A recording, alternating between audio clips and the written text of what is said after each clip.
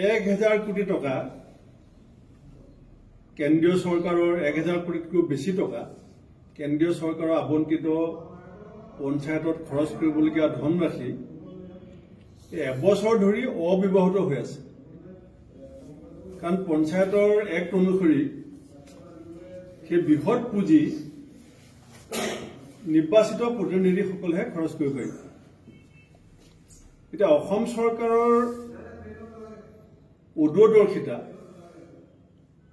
আৰু পঞ্চায়ত ব্যৱস্থাটোৰ প্ৰতি অসম চৰকাৰৰ যিটো অনীহা,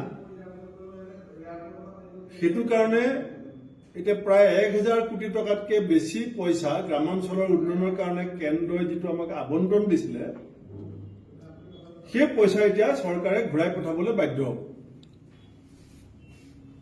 দ্বিতীয়তে, এবছৰ 4 ফেব্ৰুৱাৰী মই আপোনালোকক হোৱাটছআপত জেবি আক্কা ডাঙৰীয়াৰ চাৰ্কুলাৰখন দি দিম। 2024 চনৰ 4 ফেব্ৰুৱাৰীত ইলেকশ্যন ঘোষণা কৰাৰ পাছত যধে মধে পঞ্চায়তৰ ডিলিমিটেশ্যন কৰাৰ কাৰণে ৰাইজৰ মাজত খুব অসন্তুষ্টি বৃদ্ধি পোৱাটো স্বাভাৱিক। মুখ্যমন্ত্ৰীয়ে ক'ৰবাত কৈছে যে কংগ্ৰেছৰ মানুহে কেছ কৰিছে। অসমৰ প্ৰত্যেকখন পঞ্চায়তত কেছ হোৱা নাই। আৰু সংবিধানে আমাক এটা মৌলিক অধিকাৰ দিছে যে চৰকাৰৰ যিকোনো সিদ্ধান্ত নাগৰিকৰ যিটো ফাণ্ডামেণ্টেল ৰাইটছ, সেই ৰাইটছৰ অধীনত নাগৰিকে ন্যায়ালয়ত গৈ পেলাই তাক চেলেঞ্জ কৰিব, প্ৰত্যাহ্বান জনাব পাৰে। তাৰ কাৰণে কংগ্ৰেছ দলে কেতিয়াও সিদ্ধান্ত লোৱা নাই। আমি পঞ্চায়ত নিৰ্বাচন সদায় পাতিছো, কংগ্ৰেছ এতিয়া শাসনত আছে, আৰু আমি পঞ্চায়ত নিৰ্বাচন সদায় পাতিব বিচাৰো। কালি নিশা হিমন্ত বিশ্ব শৰ্মা ডাঙৰীয়াই কৈছে যে চৰকাৰবিলাকে সাধাৰণতে পঞ্চায়ত নিৰ্বাচন পাতিব নিবিচাৰে। কিন্তু তেখেতে নিজৰ কথা কৈছে। হিমন্ত বিশ্ব শৰ্মা ডাঙৰীয়াই নিজৰ কথা আৰু নিজৰ চৰকাৰৰ কথা কৈছে যে তেওঁলোকৰ যে ইলেকশ্যন পতাৰ ইচ্ছা নাই। আৰু তেখেতসকলৰ মিত্ৰ দল অসম গণ পৰিষদ 85 চনৰ পৰা 5 বছৰ যেতিয়া ক্ষমতাত আছিলে, পঞ্চায়ত নিৰ্বাচন পতা নাছিলে। আৰু 96 চনৰ পৰা 2001 চনলৈকে যেতিয়া AGP ক্ষমতাত আছিলে, তেতিয়াও অসম গণ পৰিষদে পঞ্চায়ত নিৰ্বাচন পতা নাছিলে। আৰু কালি মুখ্যমন্ত্ৰী ডাঙৰীয়াৰ বক্তব্যত স্বতঃস্ফূৰ্তভাৱে মনৰ ভিতৰৰ কথাটো ওলাই গ'ল যে চৰকাৰবিলাকে পঞ্চায়ত নিৰ্বাচন পাতিবলৈ সাধাৰণতে নিবিচাৰে। কিন্তু 91 চনত যেতিয়া আমাৰ হিতেশ্বৰ শইকীয়া ডাঙৰীয়া মুখ্যমন্ত্ৰী আছিলে, অসমত কংগ্ৰেছৰ নেতৃত্বত পঞ্চায়ত নিৰ্বাচন হৈছিলে।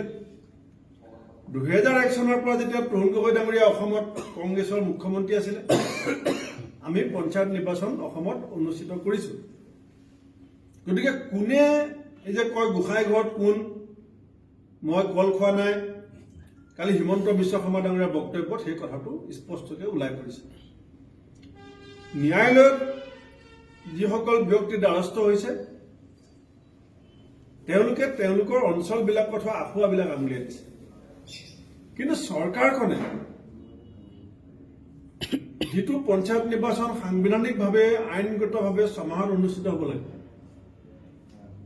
আমিও চৰকাৰক সহযোগ কৰিছিলো যে ঠিক আছে, কিবা কিবি অসুবিধা আছে, চৰকাৰে অলপ সময় লৈছে, ইলেকশ্যনটো পাতক। কিন্তু চৰকাৰে এতিয়া ন্যায়ালয়ৰ সিদ্ধান্ত এতিয়ালৈকে অহা নাই। কিন্তু আমি অসম চৰকাৰক আজি জনাব বিচাৰো যে আমি অসম প্ৰদেশ কংগ্ৰেছ কমিটিয়ে পঞ্চায়ত নিৰ্বাচন আমি সময়মতে হোৱাটো বিচাৰো। আমি এইটোও বুজি পাওঁ যে মেট্ৰিক পৰীক্ষা, হাই ছেকেণ্ডেৰী পৰীক্ষাৰ লগত সমান্তৰালভাৱে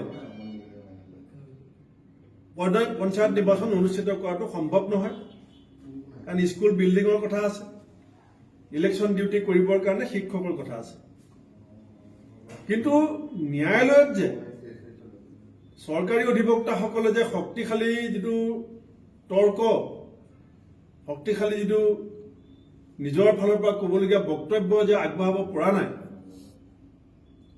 সেইটো আমি নিশ্চিত।